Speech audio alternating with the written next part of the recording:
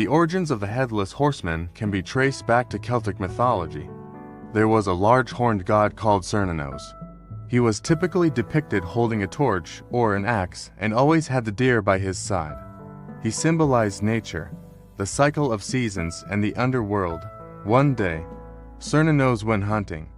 He left his head behind and gave it to his servant, who was instructed to take it to the highest hilltop and sacrifice it to the gods. However, the servant became overwhelmed with the head's power and instead placed it atop a nearby stone. When Cerberus returned and saw that his head was not in the correct location, he cursed the servant and transformed him into a stag. This tale symbolizes the triumph of the spiritual over the material, but also foreshadows the Headless Horseman's desire to reclaim his lost head. In Irish folklore, you would find the Dullahan, a demonic rider who carried his own head. The Dullahan's head would glow red-hot, and he rode on a grisly black horse. The Dullahan was said to appear before a house where someone was about to die. The first person to see the apparition would also meet an early grave. Sometimes the Dullahan would warn the family of the impending death by calling out a name before moving on to claim another victim. In Germany, there are similar tales of ghostly knights who ride forth on moonlit nights, searching for the heads that were taken from their bodies during battle.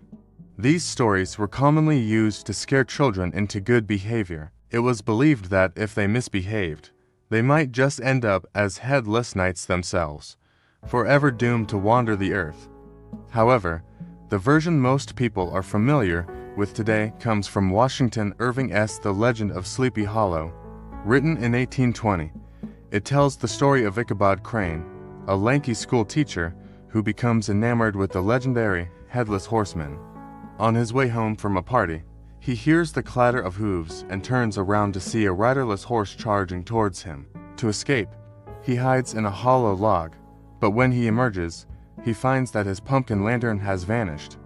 Suddenly, he hears footsteps approaching and sees the dim outline of a man without a head. With that, Ichabod turned tail and ran, never to be seen again.